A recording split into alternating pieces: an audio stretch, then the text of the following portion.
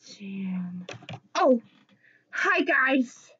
Sorry, I was just a little bit busy to found the details of a case my fellow coworkers and I were finished with.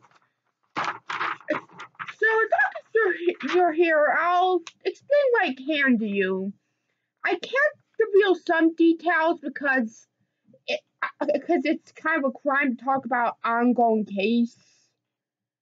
But anyway, for all you guys, here's a trigger warning because this story that I'm recounting involves rape, kidnapping, abuse, and rape of the underage victim in this case. So let's go tell the story of the Cellar, and yeah, now let's begin. Okay, so this story starts with the abduction of a teenage girl by the name of Summer. She was kidnapped while looking for a friend who kind of disappeared from a party and ended up being brought to Cellar with like three other women. Basically, my opinion on her is she seems like a very brave girl. Like she went through a lot with this lunatic. Like he beat these women over dead flowers, forcibly renamed them, and just had control what they were. Like this guy had a ton of issues. Like he's one of the most messed up antagonists I ever had to deal with, if you know what I'm saying. So it's like, yeah, and that's not even mentioning the rape he had to go through God knows how many times. Yeah, so the other people in the other woman in Cellar was a missing woman by the name of Shannon, although she honestly preferred to go by her hostage name of Rose. That poor girl had so much PTSD. Like, not PTSD, Stockholm Syndrome, more like it. My bad, sorry.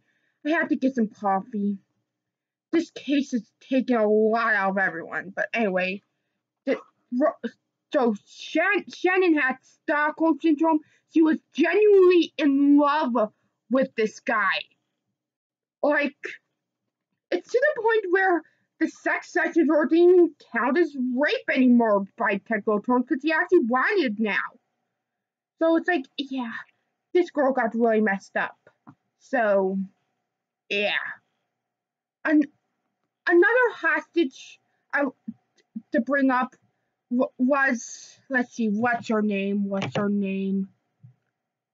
Oh yeah, Rebecca, who the lunatic Colin renamed Poppy. Basically, she didn't have Stockholm Syndrome like Rose did.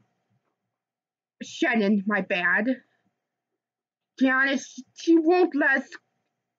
I don't. To be honest, she won't let us call her anything else. So,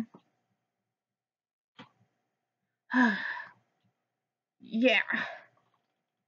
On to Rebecca. She didn't have Stockholm Syndrome like Shannon did, but she wasn't all planning to escape and forming plans like Summer was. She was basically defeated and just, according to Summer, she just flat out gave up any hope of escaping. She thought it was like a fantasy. I felt sorry for her. Like, she actually didn't have Stockholm Syndrome, so she couldn't even pretend that being beaten, the environment and raped and a ton of horrors is normal. Like, and the last girl I would like to talk about was renamed Violet, although her name was Lyle. She was the most recent hostage in this case, and I can't say too much about her. Her family asked me to say not much. Sorry, guys.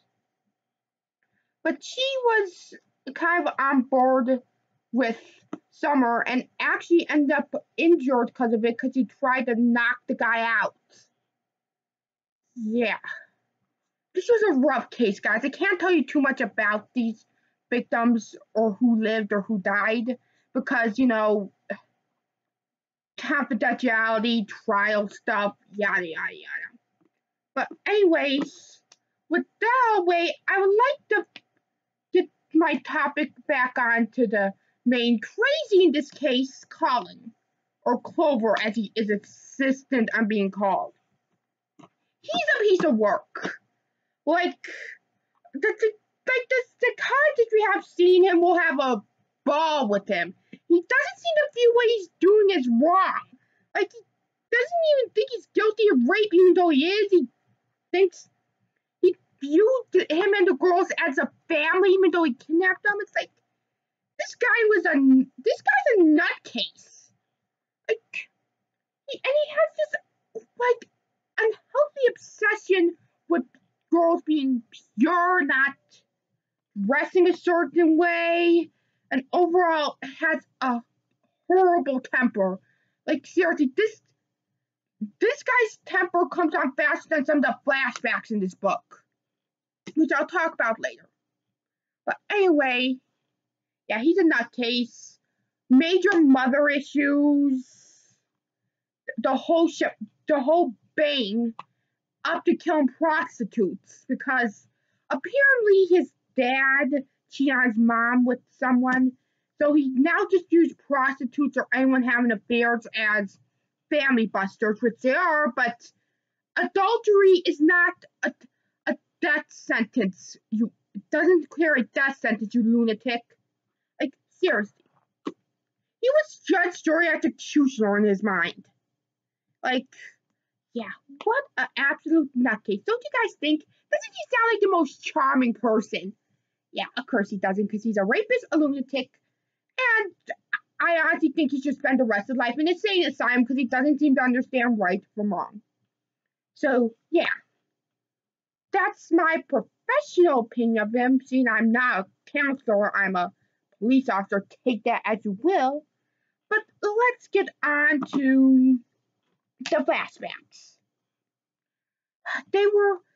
I really enjoyed reading this book, and dealing with the case as a police officer was fun.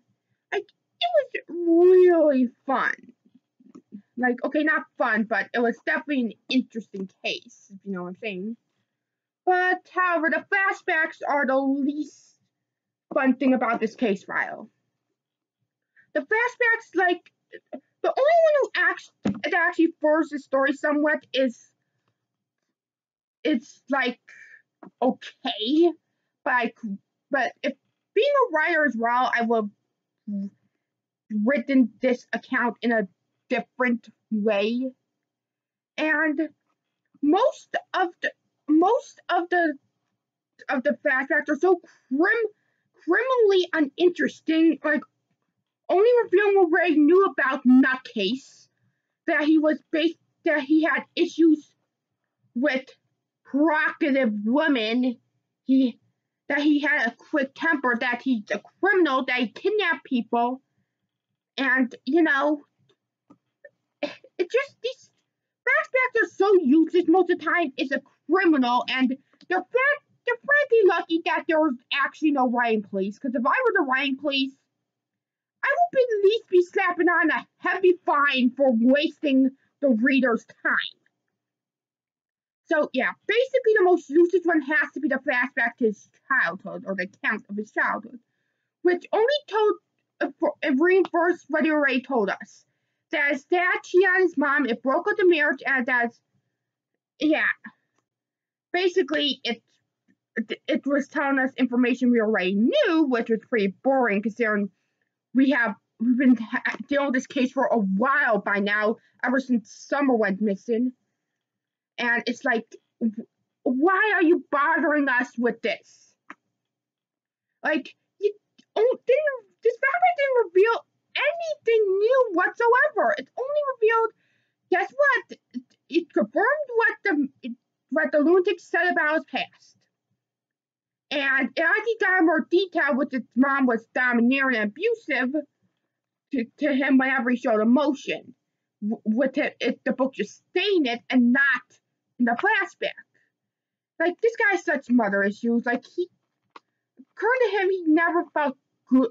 He was trying to feel good enough to be her son, even after her death.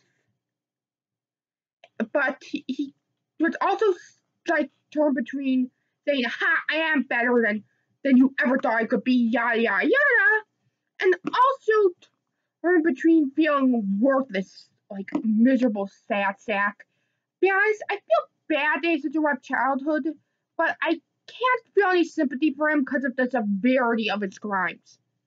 Like, rape, kidnapping, and rape of an underage girl are serious crimes. I don't think I have to tell you guys. If I have to tell you when you guys this, then maybe you guys should be at a council like he is right now, because you clearly are in desperate need of psychiatrists. So yeah. I feel more sorry for the girl's family, if I'm being honest. Because they went through a lot.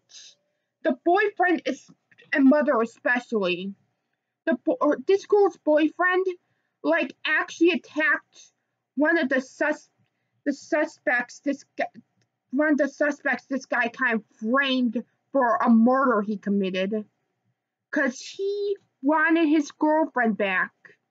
He thought that, like, this guy framed this guy for a murder he committed.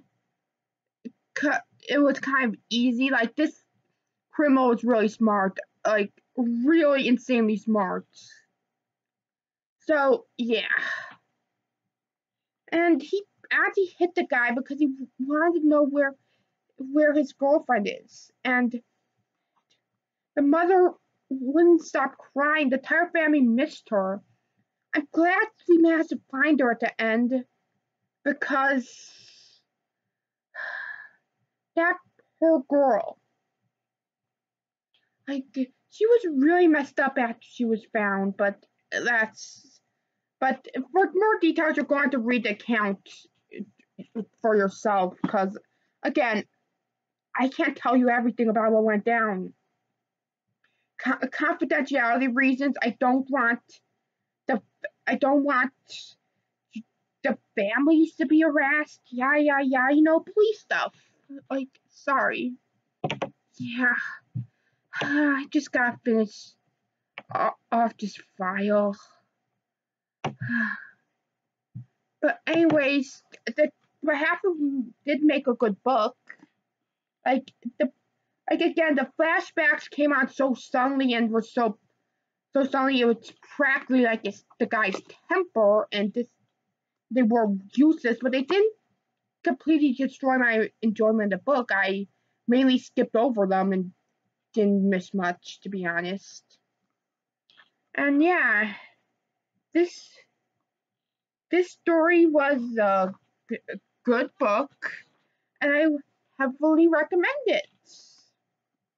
So yeah, let me just finalize the report. I'll get right back to you. Here we go. And yeah, and speaking of this book, I'm actually writing a book with a similar plot line to this. Like, the plot is similar, but there are differences in the little details. It's not copyright. Gosh, if it were copyright, I would have to arrest myself. Like, seriously, copyright has a heavier fine than usage flashbacks ever could. But anyways, I enjoyed the book. I hope you enjoyed this review. I know it's pretty straightforward, but yeah, I kind of really enjoyed it, and yeah,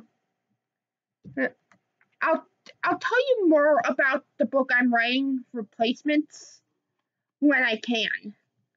It was I'm hoping you liked this review. I know it wasn't the most jokey review, but oh well. Like, have a nice day, and watch this review or you're under arrest.